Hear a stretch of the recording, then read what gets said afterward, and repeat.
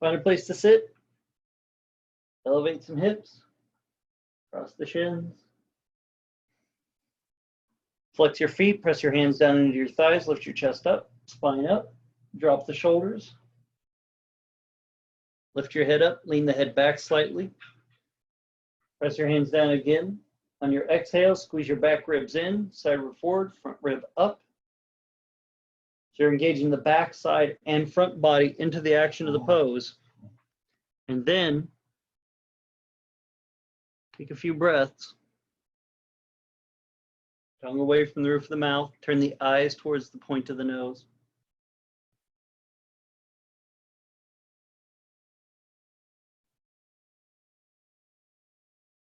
And give yourself some time just to sit in your space. I know we've all been doing a lot of time sitting at home or in a place that we were comfortable.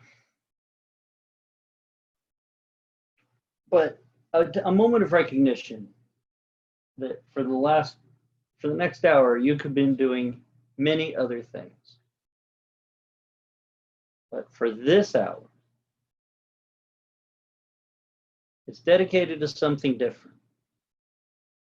Different than the things you have to do or you're responsible for. This is you're giving yourself something.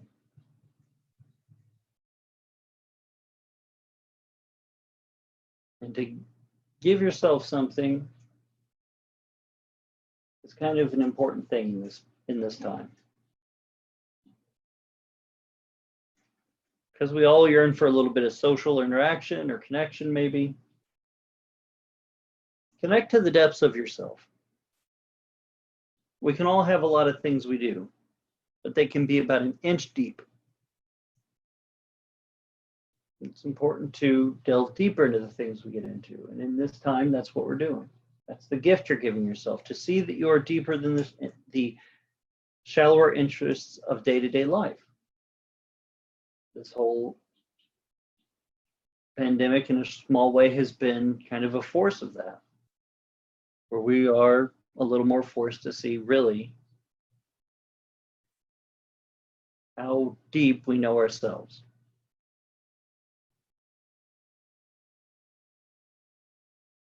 And that's a gift. To get a little deeper into an understanding or feeling of ourselves without distraction.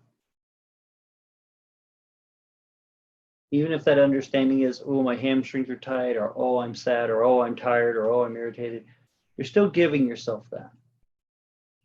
When so often I've heard others and myself say, I wish so-and-so would leave me alone so I could just do this or that. Or I wish my job would just give me this or that. Not today.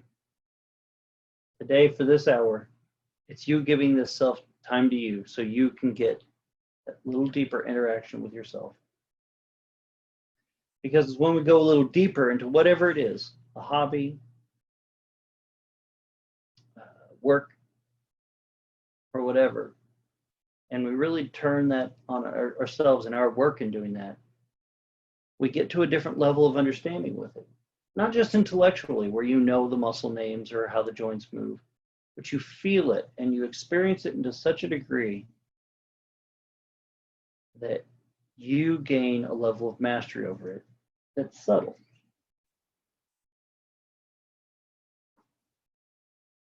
It's wonderful all of you have come here today to give yourselves that and to let me guide you in it. So take a moment, acknowledge that this hour is for you. Go a little deeper, give yourself that time and opportunity, and already notice if your body wants to fidget or move away from this. If things are coming up in your mind to distract you and pull you away from that focus. There might be scary things in the depths of yourself. They're not bad things. Just things to look at, things to work with, grow and to change. And to know ourselves, to create everything we want, with or without others, but wholly uniquely ourselves.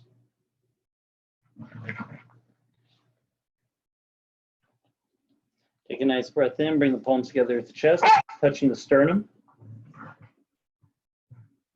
Keep the chin up, shoulders away from your neck. We'll shortly 3 times and begin. Take a breath. Om.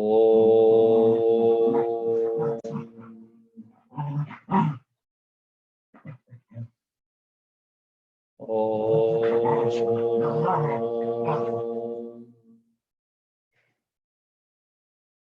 Flex your feet. Om.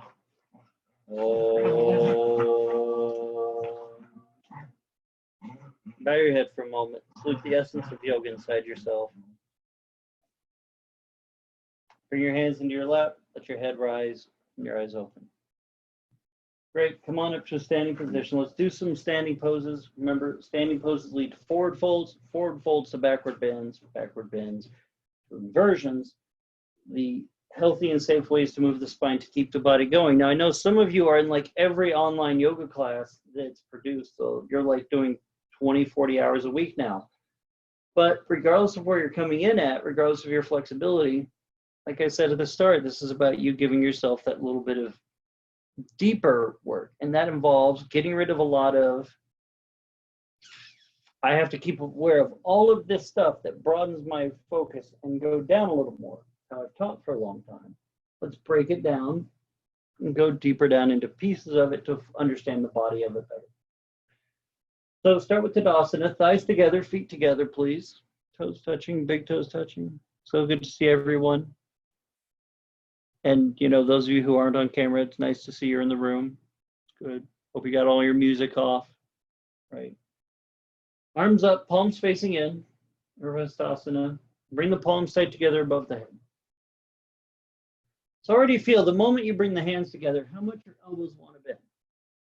And can you lengthen the elbows by pushing the hands higher so the bicep squeezes in? And notice the challenge then of squeezing the palms tight together.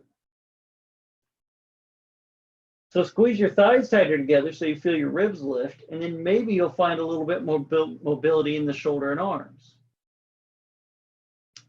I found it easier in all of these poses, if I find a part of it challenging, to then break it down and go lower, right? Go to the root of the pose and then re-engage that, and then usually the other parts get better. That's why poses aren't just about the hamstring or the hip. They may affect it, may help it. It's not about that. So from here, keeping the palms together, lift up through the elbows. Pick your right knee up in front of you, your knee the height of your hip. Let's work your balance for a moment. When you did that, did your left leg fall to the side? Suck your left thigh back in towards the right. And you're going to know because your elbows bend more when you pick your leg up and your legs go out of the work. So re-engage it.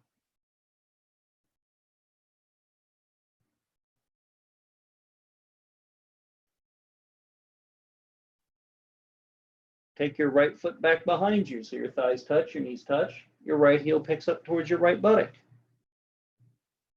Did your left leg go out? Check your elbows. There you go. See how you're connected in these two ways. You may not intellectually know why about every muscle that's between the elbow joints and your thighs, but you now have an understanding that there's some connection there. Not just the amount of force you're putting out, but the amount of engagement each hand has. And I promise you, if you're flexing your thighs deeper and squeezing them in tighter, your arms can straighten more, you're affecting everything between the two.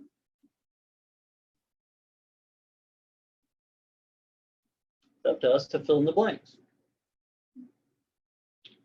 Take your right knee out in front of you, cross the right ankle over left thigh. Use a wall if you need for balance or anything like that. Don't fight the pose.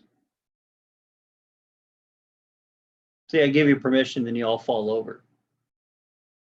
That's why one of my teachers said, I'm never going to give you permission to support yourself. You need to know you can support yourself, because if I give you permission, you're just going to fall out of it immediately. So flex your left thigh towards the right side. Re-engage the left leg into Tadasana. Then straighten your elbows. So you constantly reinforce the depth of that connection between these 2 points. You can't, even if it's for a second, you kind of like get that spark.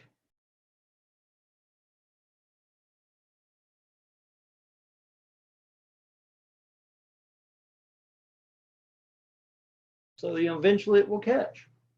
Go ahead, bring your right leg down. Pick your left knee up in front of you. Arms up if you can. Getting sweaty already? Arms up. Oh, it's so good. I haven't seen some people in a while. Hi, Sita. Shuba's nice to see you. Rash, it's good. Don't take time to wave. Get your palms together. Palm squeezing in. Left knee up in the air. Now notice when your left knee goes up, your elbow's bent. Pull that right thigh in towards the left, just like Tadasana, and then your elbows can straighten a little more.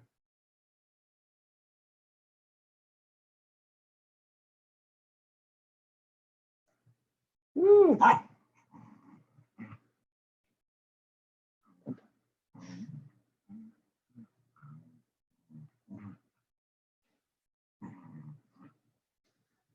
Take your left foot back behind you, thighs together, knees together. Squeeze the thighs tight, especially the right into the left, and re-engage the arms.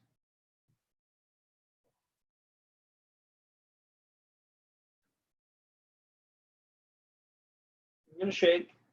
That's how it is.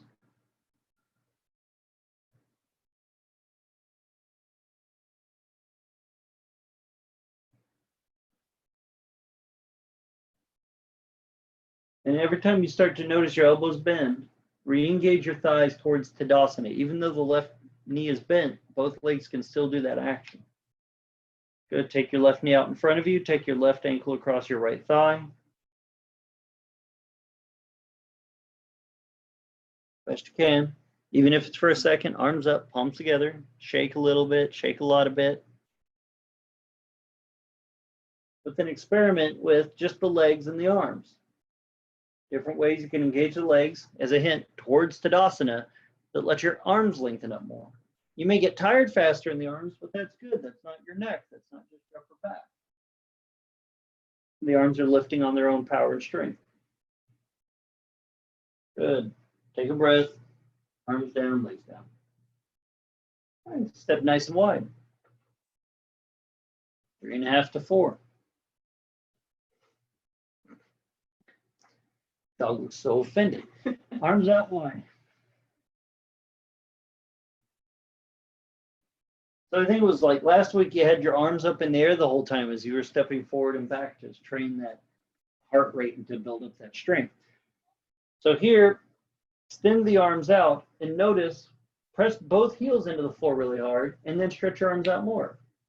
There's more lift. The more we engage through the legs, the more the upper body can lift up. So if you let your knees just relax, your thighs relax, try to lift your arms up in the same way. Doesn't do it quite right.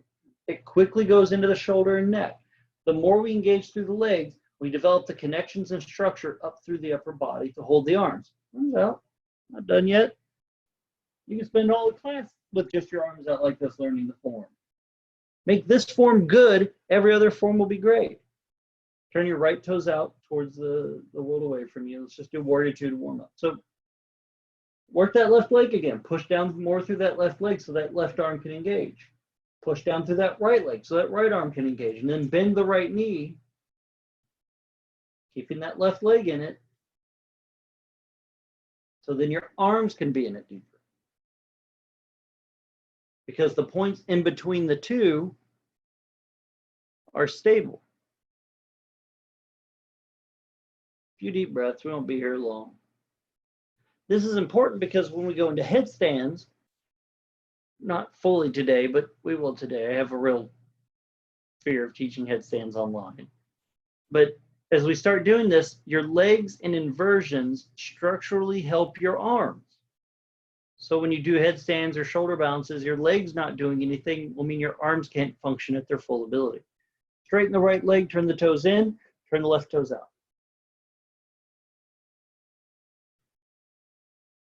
Work your legs first and then bend the knee. Working the legs doesn't involve bending the knee. The bend of the knee is a smooth hinge of the knee joint that it can naturally do. You don't have to put much muscular action into pushing the knee to bend. It will bend on its own. If we hold our knees tight and rigid, we have to force it, and then we're fighting our own joints and wearing them down. Work every other muscle, pushing the foot into the floor. So the bend of the knee is just a glide on the muscle structure, and then work the arms to equal the legs. because the legs are working so hard. Tristan's wearing a longer sleeve shirt so she can hide her very big muscles she gets from rowing all the time. Working out a lot. Straighten the leg, turn the left toes in, turn your right toes out for a moment. Oh no. Yes. Work down through the legs, stretch the arms out, bend the right knee. Take your right elbow onto your knee. Usually the hand would go to the floor, but for now, I just want your elbow on your knee. Stretch your left arm straight up, right elbow on the knee, and hold there for a moment. Work your left leg more. Push down through the heel and push the thigh bone back. So you feel like you're trying to engage the front and back side of that leg, and then lift your left arm higher. Good, feel that. And then for a second, stop working the left leg as hard and feel what happens to your left shoulder. Even if you try to stretch the leg up or the arm up super hard with a soft leg, there's not as much lift. It will tighten in your shoulder and neck deeply. So work your left leg deeper, pick that left arm up higher, and then push down through your right foot and push your right elbow and arm into your knee. So your right ribs get that lift. Your right shoulder blade picks up the left shoulder blade more, and you can breathe super deep. Stretch the left arm overhead. Finish the pose, 2 seconds. Or 3 breaths. Let's go 3 breaths. 1. Don't rush. You're on my pace. 2. 3. Great. Up you go. Turn your toes in.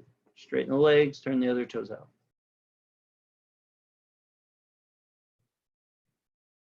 Get the arms engaged by engaging the legs.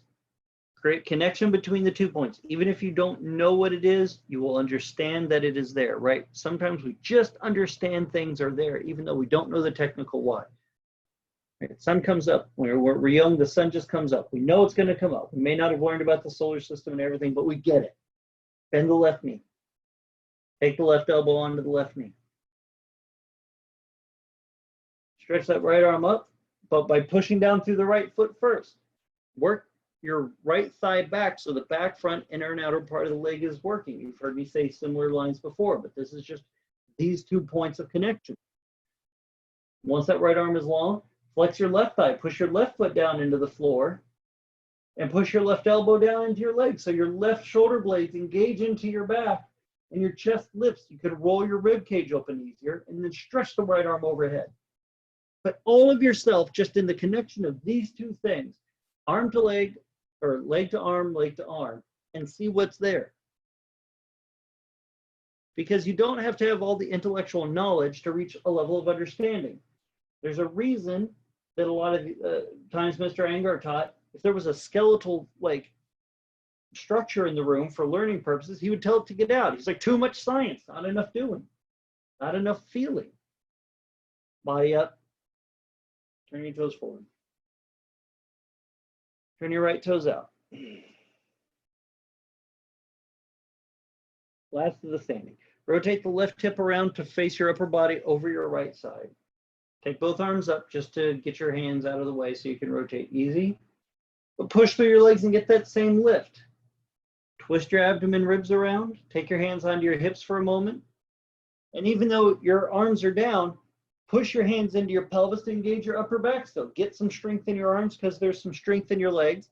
Fold forward, stretching your chest over your right thigh, chest to knee. Take your hands to the floor. And then feel your hands on the floor or blocks or chair. Remember, you always use the prop you need. Don't wait for me to give you permission because that just gives you permission to fall out. And always give your power to somebody else to tell you what you need instead of trusting that you know what you need. Because you have some experience, you have some power, you have some life, you have some wisdom, right? Give it to yourself. But feel your hands on the surface, whether it's the floor, block, or chair, and feel which arm feels heavier on the floor. Probably the right. So work your right leg more. Push down through it to lift your body up.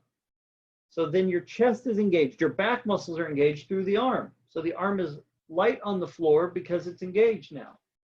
It's not just dead weight, right? No time Mr. Angar said, let your body be like a dead fish, right? He was always, that was always his gotcha, oh, your body, you're doing yoga like a dead fish. It was always a negative. So can you put some energy and life into this? Not by force, not by intensity of stretch, but by intensity of focus of how you want to connect all the parts and pieces. Put your hands on your hips and bring your body up. Turn your right toes in, turn your left toes out. Left toes out. Arms out, arms up. Work your legs to lift your arms, rotate your torso. Rotate your abdomen and your ribs. And then keep your legs, feel that strength of the arms. Place your hands on your hips, push your hands down so you lift your chest up, you keep your shoulder blades in it, stretch your chest bone out and down. When you've gone down as far as you can, hands on block, chair, table, pet, floor. Just not your own leg. Never been a big fan of that. And then, breathe some life into it. Feel which arm is hanging heavier on the floor. It's just dead weight. Not working. Work that leg more. Flexing the thigh, pushing through the foot, rolling your right hip forward. All those adjustments that you've probably gotten from teachers in your training and all your time, that the lift or tilt of your pelvis really is trying to help you to find the balance where you can engage your body into it. It's about stimulation of the body. So when your leg's really active, not just straight, it can be a very bent knee, but it can be a very active leg working towards lengthening and pushing through the floor. And then your ribs extend, your arm opens up, or your arm gets alive. It's not just dead weight on the floor. You can extend through it. You can push with it. It balances you better. Same thing in inversions. If you were to do headstand or handstand today, are both of your legs active to help keep your arms active, and vice versa? Mostly it's your legs. Very little of your upper body is not tied to your legs, especially in inversion.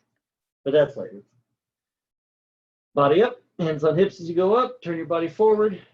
Turn both toes in slightly. Take both hands onto the floor. Standing straddle, Pasada Padottanasana.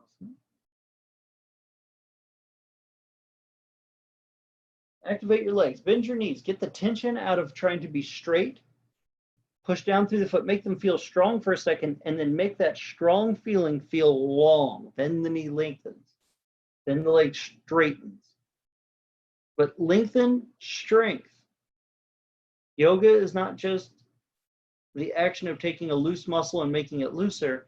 It's about taking a strong, active muscle and making it pliable and mobile. So it's a healthy muscle and ultimately supports our body and all the range of motions we do in our life, not just physical, but mental, emotional.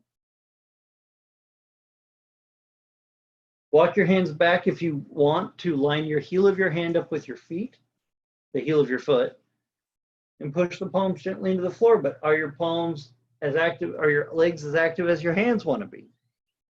Can you make your legs more so the arms follow suit?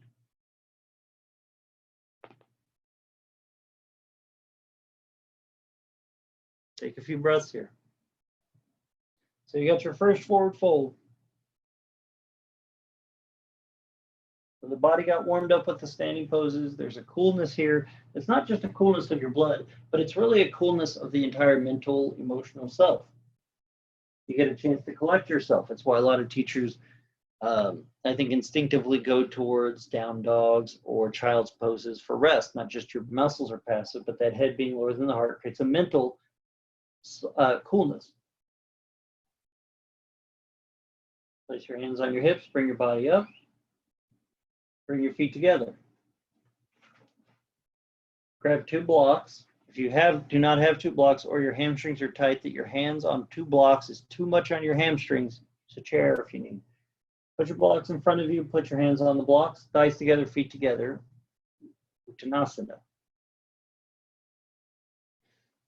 So just standing forward stretch, Uttanasana. Heels touching, thighs touching, Tadasana in Uttanasana. Put some Tadasana in your Uttanasana. Look at your knees. Roll your thighs in and move your thighs back. Your inner thigh faster than your outer thigh. And then feel how that changes your arms. You feel how your arms almost go soft when you do that because it feels like your body can go down deeper into it. So work your legs again, even bending your knees a little bit so you feel like you can press more equally through the front and the back of the foot, not digging your toes into the mat, but pressing through the heel and the front 5 joints. And then you've got the strength, make some length, lengthen the legs with that strength and keep it. And then your chest might feel like it can go down. Your arms might feel like they're looser. So here's the fun part. Keep your legs. Even if you have to bend them again, that's fine. Notice where your hips are in relationship to your heels. Do not move your hips. Your hips do not come forward nor go farther back. So you are not walking your hands to down dog. You are staying in Uttanasana. Move your blocks out away from your feet an inch or two. Did your thighs move? Did you lose that strength or that length? Rework them both. You need to. And then move your blocks another inch or two.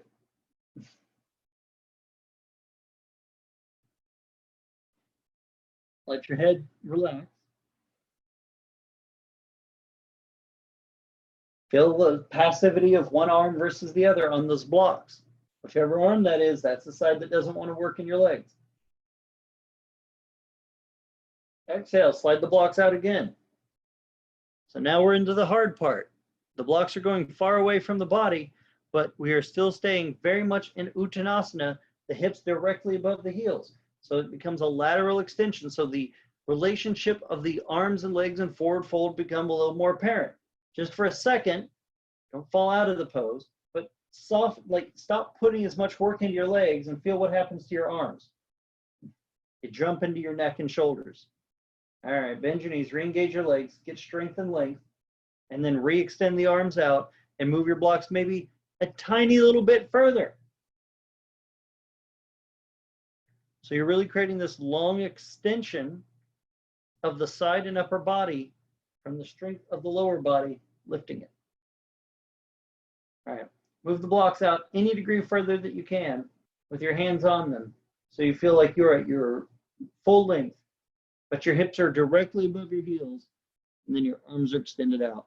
Your side body is extended out. Your nose doesn't come towards your shin here. And breathe into this. And feel the duality of a very active pose that actually cools us mentally. Right? Forward folds are cooling. You might start yawning. You might want to close your eyes. Stay with it. Stay alert. But how challenging it is to be active in the body, yet passive in that sense, receptive in the mind, cool in the mind. Not one that is common day to day. Walk your hip blocks back to your body. Bend your knees. Come on up. Great. All right, so let's add to it. Pick your right knee up in front of you and cross your right ankle over your left thigh. Grab your foot, pull it up towards your hip, high as you can get it. You need a strap around your foot or you need to hold it the whole time with your hand, that's okay. Once you're there, is your left leg still in Tadasana? Probably not. Try your best. Keep it squared, keep it strong. Take both hands down to the blocks. If you need to hold your foot with one hand, the other hand's okay. You'll just have to switch at one point.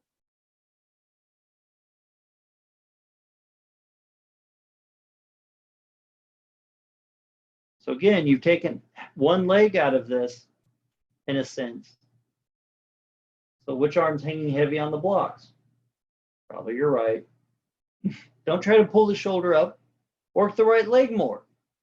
Flex your right thigh. Push your right ankle into the left thigh. Flex your left thigh. Get some strength and then lengthen that leg out. Flex your right thigh. Stretch that right knee down a little bit so you open that hip. So now you've got strength and length in the legs. Check in with the arms. You'll know if your legs are active because your arms are easier to activate. They're lighter. Work your right ankle into the left thigh more to help activate that leg. There you go. That's it, Tristan. See how that happens? Isn't that interesting? Now, for a moment, slide the blocks away from you a couple inches. Now, if that's easy, slide them away a couple more. But can you work each leg equally in its strength and its length so you not only maintain balance, but you build endurance, range of motion, and strength? Take a breath or two. Slide your blocks out as far as you want to challenge yourself, or slide your hands down along your chair as far as you want to challenge yourself for a moment. This one's on you, right? No teacher knows the exact level you're at. We can only guide you from where you tell us you are and from where we know from our experiences you might be. So this is the moment where the teacher says, all right, go wild. Move your blocks out as far as you want, but don't let your hips come forward. Keep your hips above your heels. Experiment. Learn something about yourself that isn't given to you by anyone else. This is that moment. All right, whatever you learned, hold on to it. Walk the blocks back. Take the foot down first. Bring the body up. Woo! Right. All right, pick up your left knee, left ankle over right thigh. Some of these we've done before. I haven't really been reinventing the wheel of our yoga poses online, right? Like I've heard someone say, it's like, well, it just feels like, it doesn't feel as dynamic as your class in person. One, duh, I'm not there like a foot and a half from you preaching at you. And two, we have limited props. But the thing about it is your teacher's not responsible for making your practice dynamic. They're responsible for teaching you. We're not there to entertain you. If we happen to, yay. But each time we get into these poses, you get something different new out. We're exploring the complicated depth of who you are, not just the width of everything you can have. Hands on the blocks.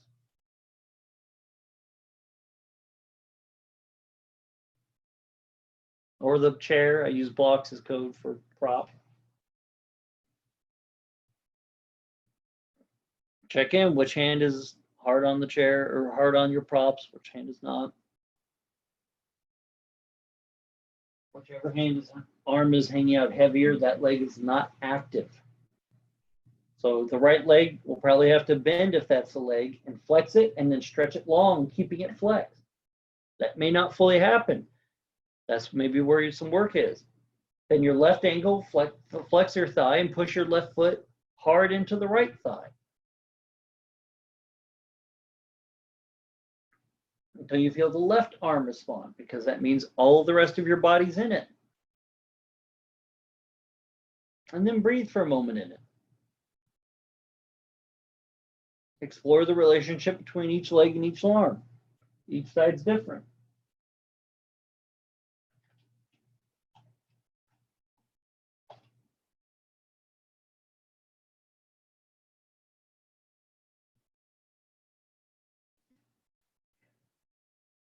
All right, and then move the blocks away a couple inches, but don't let your hips come forward.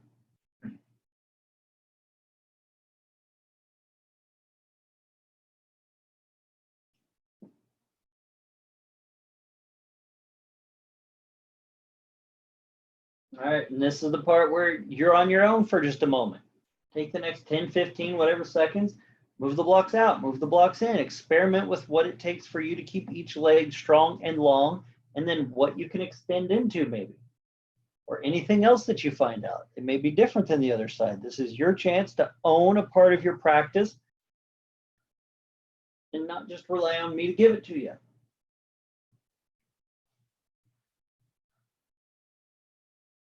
This is that free form moment.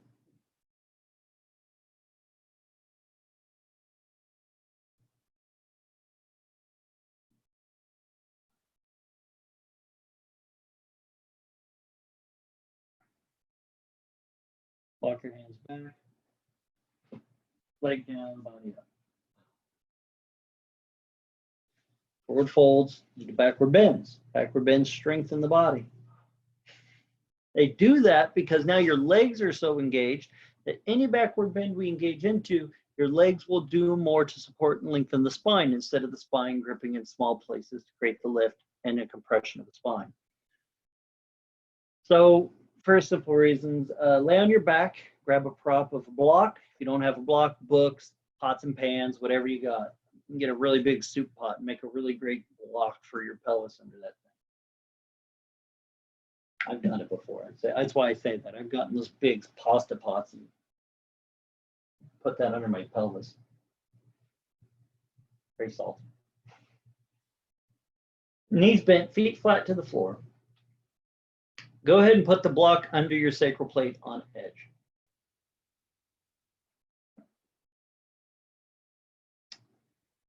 All of you have probably done this before at least once, right? This is not reinventing the wheel. It's understanding how many spokes are on it. Bring your feet and thighs together. Squeeze your feet and thighs together, a la Tadasana technique. Squeeze your shoulder blades together, dome the heart, all that good stuff. So your chest is lifted, your shoulders are down, your neck, head relaxed. So now, just from here, for a moment, connect to which part of your body is working the hardest. Are you pushing your low back up into it, your chest into it, or can you push through your feet more? So even though your hips don't come off the block, your legs are just as active pushing into the floor as you were in Tadasana, Virabhadrasana 2, chest to knee pose, side angle, Paschimottanasana, all that. Sayapadottanasana, all those things that we did with the active leg. Can you create the active leg here so your body knows to understand and understands what it is to lift and extend because your legs are there? Push your feet down, big toe joint, pinky toe joint, center heel, past classes, and then push your arms down. So your chest gets the lift on that string. Walk your feet back towards your glutes a couple small steps, few inches. Pick your heels up off the floor. Push your 5 toe joints down super hard. Feel the back of your leg flex. Feel your calf flex. Keep that flex. Keep pushing those feet down like that. Keep the calf hamstring flex. Drop the heel. Push, once the heel touches floor, it goes through the floor. So it almost feels like your thighs start to lift. Now push down through the feet and now lift your hips up off the block any degree.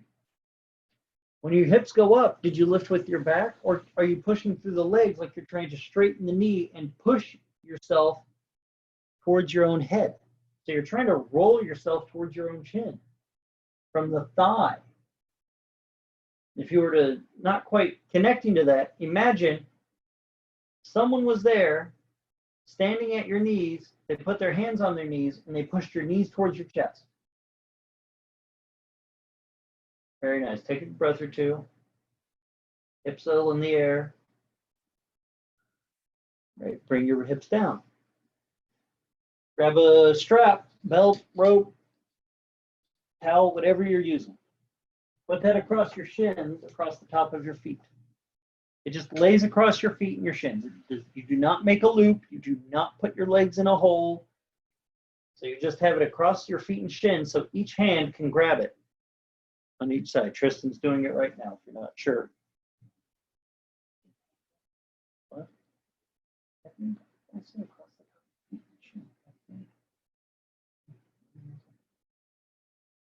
So once you get there, good. Climb your hands down the strap a little bit so your arms are now long. Walk your feet out against the strap so you feel your arms get traction a little more. This is a nice release to the neck, shoulder. For those of us that feel really slouchy or tight in the shoulder, neck, just even doing this, walking the feet away while holding the strap tight and your arms straight, you will traction the shoulder away from your neck. Pick your heels up off the floor a couple inches. Push the 5 joints down, especially the pinky and big toe. Feel your legs flex, keep that flex. Drop the heel, get more strength out of it. Now you're using the whole foot. And now add length. Straighten the legs, picking your hips up. There you go. Good job, Tris. That's great. Nice, everybody. Very good.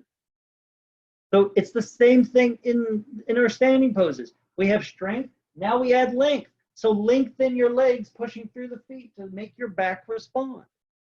It's all, even if that's only like my hips were up half an inch, now they're up a full inch. Congratulations. That's new space for you. And then feel the relationship between the two. Can you push your arms down the same action as your legs to find more length? Because what I said, the legs and arms relationship is everything in inversions. So your legs are super active. Notice how your arms can be more active. That will keep you healthy in a headstand. That will give you strength and courage to get there. Take a breath. Come on down. Let's add to it. Take your right foot out of the strap. It'll still be on the floor next to your left foot, but it's just not in the strap loop. So if you need to tighten the strap by walking your hands down it a little more, take the slack out. Don't move your feet front to back. Just walk your hands and take the strap out with your hands. So the left foot is still hooked. Pick up your heels, get some strength. There's the back of the leg, drop the heels. Push down through the heels, that's the front of the leg. Did you lose the back? Always reset by pushing through the front, lifting the heel, get the heel down. Got your strength, give your length. Lift your hips by straightening out the legs. Work your arms the same way your legs are. And now, ready? Here we go. Pick your right foot up off the floor an inch. And keep your hips up off the block. And then if you're really feeling it, free form it. Stretch your legs straight up into the air. Or pick the knee up, but keep the knee bent. Point your knee up into the air with the knee bent. Pick some different positions and learn something. Notice how your right arm wants to give out, so can you still flex your right leg even though it's up off the floor? That matters. Come on down with the right leg. Lovely. Hook the foot around the strap, or strap around the foot, I should say. Take your left foot out of the strap.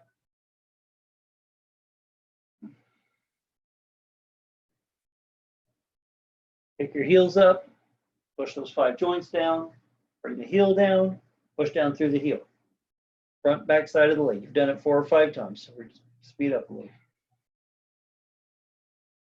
All right, got your strength? Lengthen the legs. Push through the feet to lift the hips. Heels down, Trace. So you're trying to straighten the leg almost. There are lots of different versions of this pose or variations to backward bends where the legs are straight, hand on the floor, and you're in a deep backward bend. Wheel pose, and others. All right, pick your left foot up off the floor an inch.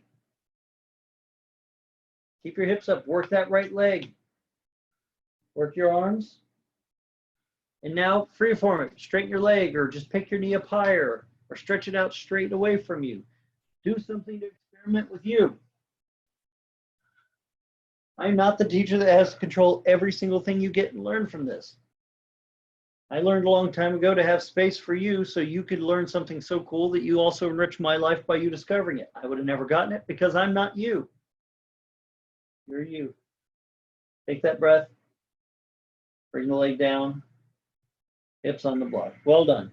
Lift your hips up. Take the block out. Slowly lower your spine to the floor. Take a breath or two. All right, good. Roll to your side, sit on up, grab a block. Put the block at one end of your mat or the other.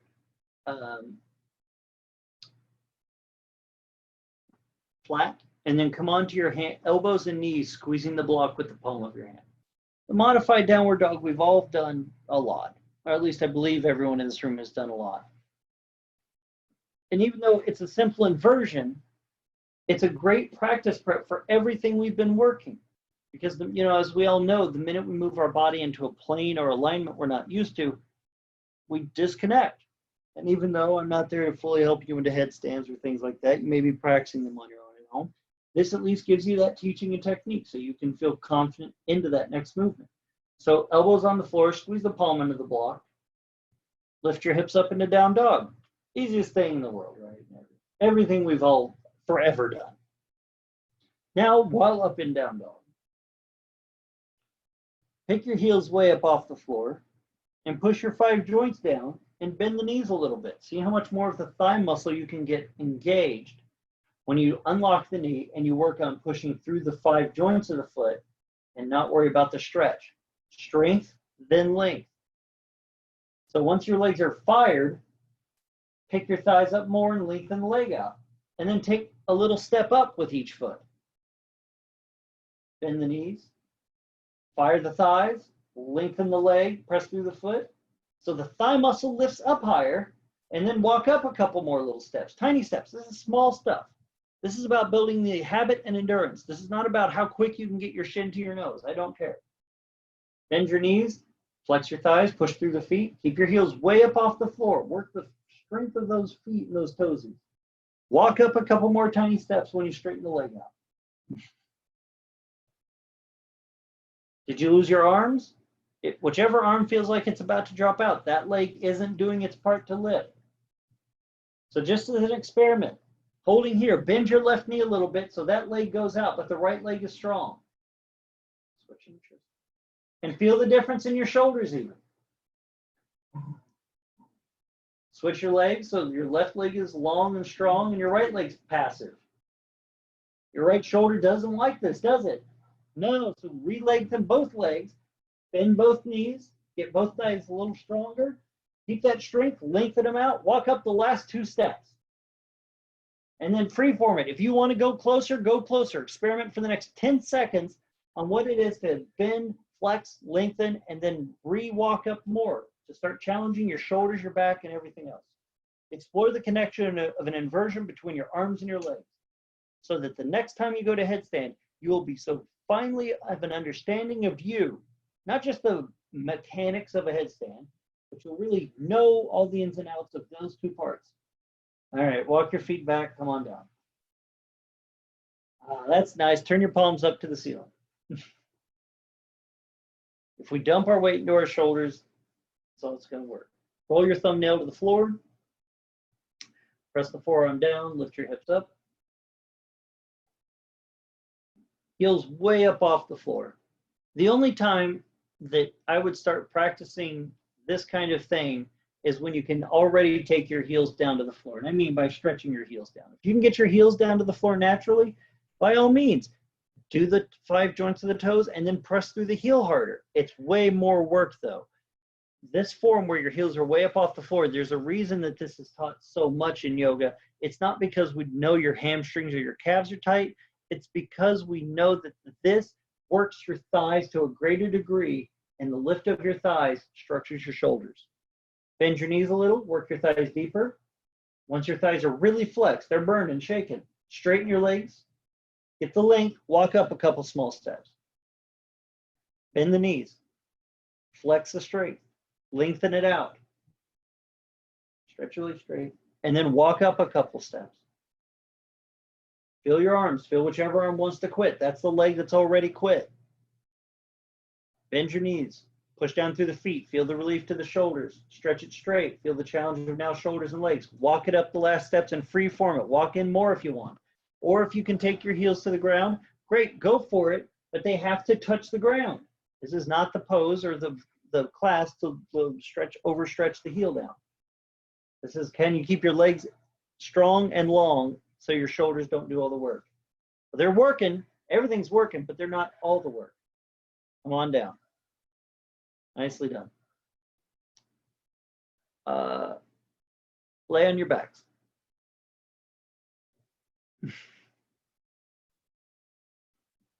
No blocks. You don't need anything under your head, neck, or hips unless you have pain in those areas. Stretch your legs straight, laying flat on your back. It is not Savasana. Don't close your eyes. All right. Don't crash out on me yet. Draw your right knee to your chest. Grab the back of your right knee with both hands. Not your shin. Back of the knee, Pratima. Thank you, dear. I know I called you out. There was like 3 other people. Don't worry, it just wasn't you. All the years I've been teaching, I've seen hundreds of people grab their shin and not the back of their knee. You're just the first person I saw. So here, back off of how deep you're pulling the right knee to the body. Bend your left knee just a hair. Flex the thigh really strong. Push your heel down and straighten the leg out. Feel how that kind of shifts your hip and your back. Now, bend your elbows wide since your left leg is long and pull your right knee towards your chest deep. Just that. Just holding the back of the leg. And then rework your left leg. The knee's bending. You're losing the strength of the pose. Rework your left leg. You've probably heard in my class, as well as many other teachers' classes, press the back of your thigh into the floor. Well, it has to come from at least starting the bend so you get the strength to do so. So if you have to micro bend the left thigh to reflex it and then stretch it long while it's flexed, that will help go into your hips even. Contrast. What's that? It's okay on this side, she says. Murder on the other. On video.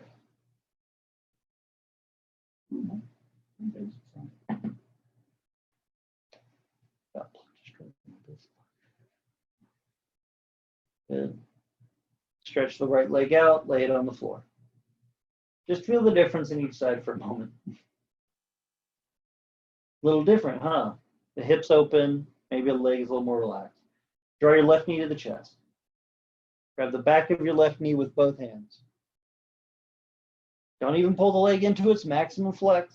Just bend the right knee then, push the heel down, and then stretch the leg long with that same strength of pushing the heel down, and then bend your elbows, pulling the left knee to the body. Not pulling the shin across the chest, it's just a straight bend in.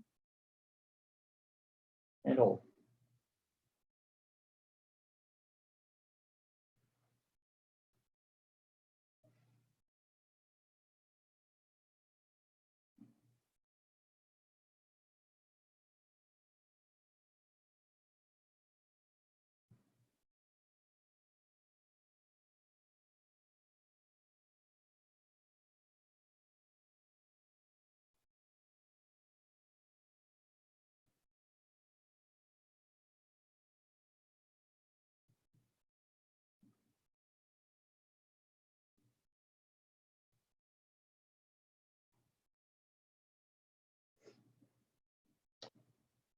Take a few more breaths.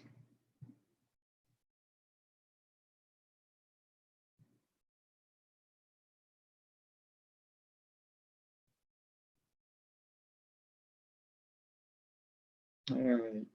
Stretch the leg out. Let both legs relax, let the arms relax. Let your eyes close. So whatever you got from all your work, whether it was something I offered you or something you got in like the free form moments or something that is wildly its own thing, take a few moments, connect with that. That in this moment of giving yourself this hour, this is the time to let it seep in, let it become a part of who you are in all parts and pieces and ways. To take from this what you really want, what you need.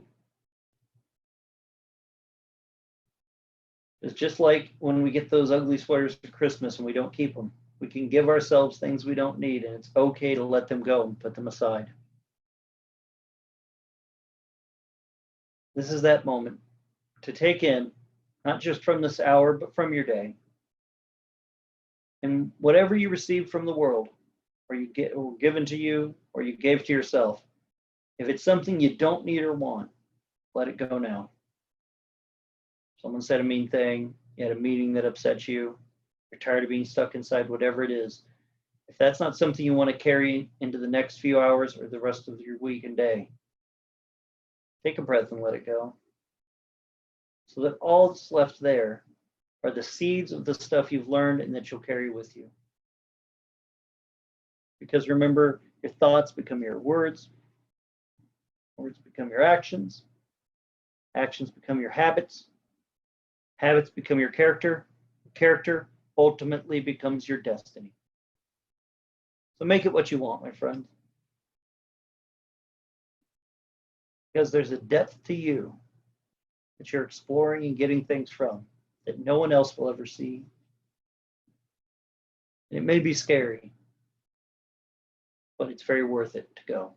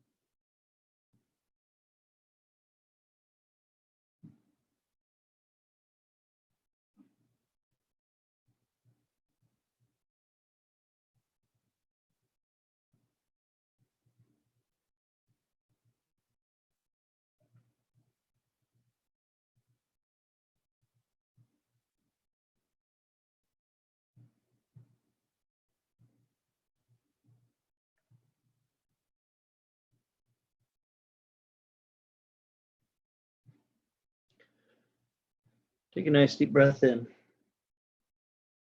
Bend your left knee, roll your body onto the right side. Press your palms into the floor and slowly up you come. All right, thank you all so much. Take a nice deep breath in. Exhale, and until we meet again, namaste. All right, if you have any questions, have a few minutes. I know we didn't do any pranayama. To be honest, I just skipped my mind for a brief second. I'll retool it. We'll make next Tuesday have it in it.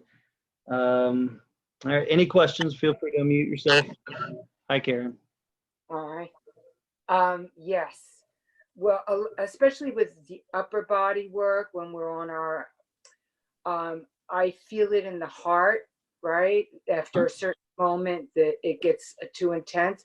So the method I'm using, it seems to do me well, is like I stay as long as I can, but when I feel the pressure too much, I back off. Yeah. Rest, and then go back and do it again. Yeah, that's exactly the kind of thing I was talking about, that there's no teacher that's going to know that. You're making the right decision to explore yourself safely. Okay. So good for you. You know, it's not about how long you can hold it. I'm only like having you all hold it as long as it takes me to try and give the instructions and try not to over pontificate too much. I totally understand. If I was in my own class, I would be like, what a fucking windbag, get me out of this pose. But no, you know, but I take the liberty to do it because in some way I have to be able to build that strength, but calmly. Yeah, no, exactly. You don't build strength out of frenetic, like, overexertion, right? You go to talk to any trainer in a gym, they're not going to say do 20 reps of 10 barbell lifts. They're going to say do like 3 reps of 15 and then go home. Like, you know, you got to do this in a slow and safe way. Yoga's in it, and you doing that is you actually practicing your yoga. That's exactly what you should be doing. Good for you. Because I know sometimes it's like we've got to hold the postures. And yeah, but that's different for everybody. A posture for you is 10 seconds. A posture for Tristan is 20 seconds, or for me is a minute, or Mr. Angara was 2 hours. Like it's all based on where we are now and and how we want to build out of it. Yeah, it's just that with age, it's hard to decipher, am I just giving up, or am I really actually listening to my body and doing what's appropriate for me? I hear you. That's a very good point. What's the difference between giving up and listening to my body? For me, it comes to the point when I feel like I have to make the call, and I'm like, say I'm in headstand and my shoulders something's going on with it, and I don't know if it's my condition or if I'm just tired. If I come out of it and I go, oh, I just wanted to get out of the pose. That's what it is. You learn in the after moment. But if you come out and your shoulders still tweak, you're like, oh no, I'm glad I came out. I pushed too hard. But if you come out and go, oh no, I really am just in tune. My feelings got the better of me, or my fear or whatever. That got me out. And then next time you gauge it. You know, that's the give and take that you get from every pose. That's why it's not just a physical exertion thing. That's why today was about learn the relationship between these 2 points. Then you learn more about how to explore it safely. Not intellectually, feel it. Yeah. Because there's no teacher that can intellectually give you the formula for your exact time. Like Mr. Angara said, too much science, not enough practice. So, you know, don't worry about the formula as much. You just got to do it. Puppies. Oh, he is in deep chill mode now. Yeah. Very good. Thank you. Okay, Yes, Pratima. Next Tuesday when we do pranayam, I want to find out about that H and S breathing that you talk about. Yes. Inner eye, corner of the inner eye, and the so how does the sound come? That's what I wanted to know. So the sound comes, it's not an external sound. If you're doing pranayam really deeply, I describe it as you fill your head with the sound. You fill back here with the sound, not up here. I can do it externally, and it startles my dog. But the internal S, when I say breathing, inhaling up the inner line of the nostril to the corner of the eye, when you pull the inhale in there, it changes the sound, and it almost feels like it's happening in a cavern back here in the back side of the skull. The exhale, the reason I say for the outer note, from the center of the eye to the outer nose, that when you really start breathing from here, you can't breathe fast and loud out the nose. When you breathe into and out of these points, you can't breathe fast out the nose, and it doesn't make as much noise. That's putting the sound back here in the cavities of the breathing passageways. So it's just the sound comes from the focus and in the focus of the breath to those points in and out. That's where the sound comes from. It doesn't come from, from scrunching or flexing or pushing it through the nostril loop any particular way. It's pulling it back into that muscular. It's using the muscles of the face and the breathing, lungs. Are you going back to the snoring passage? What's that? Are you going in the snoring passage? No, because No, then you're just doing okay, so it's not the snoring passage. Okay. the innermost part of the circle up to the corner of the inner eye, center to the outer. Yeah, it's different. Explore it next Tuesday a little bit more, because I had a question about that. So explore a little bit more, and then Tuesday I'll teach it. We'll go over it again, and I'll give some more insights into it. It is one of those things in pranayama. Ujjayi is just, there's so much emphasis put on the sound that I found it fascinating when Mr. Angar taught it from the eyes right there, when I started to kind of breathe, like focusing into this point, out from this point. I got it was never about the sound at all. The sound is just something that kind of happens nebulously back here and as a guide. The sound is, but it's an internal guide. It's not a guide that your teacher's going to hear and be able to go, your S and your H are on, right? Okay. Not your music teacher, right? So that's your own internal guide thing. You want It's a soft. No. It is soft. It's all very soft. The S is very soft. That's why I call it like the sound of like the C, like the C. The waves coming in sound like an S. The waves going out sound like, it's a rolling in and out, and it's very soft in a way. It's soft but deep. That's the best way I could describe it as of right now. Thank you. And your throat will probably get very dry because there's a lot of muscle opening up way deep in here that pulls it in and moves it out. It's never in here. It's just focused through here, movement from here. Thanks. I hope that helps. We'll do more on it. I know it's a lot. Anyone else? Lena? I have another question, Dustin. When you had us in the bridge pose, Yeah. and we were, with our rope, we were pulling in the feet. How do you prevent a lot of strain on the neck? Because that's where I felt. Okay, so blankets under the shoulders and bolster fold. Get some height, because what that tells me is the upper back muscles underneath the upper part of the shoulder blade are not retracting in completely and pulling the base of your neck down correctly. So it's just crunching in like this instead of open like that. So more height to free that up and will help those muscles move better in time, and it will take that strain out. Okay, thank you. It'd be a safe way for you to practice. Thank you. Anyone else? Good. Nice. So lovely to see everybody. Man, so many of you stuck around for questions. All right. Have fun, everybody. Namaste. Have a safe one. See you Thursday. Bye-bye.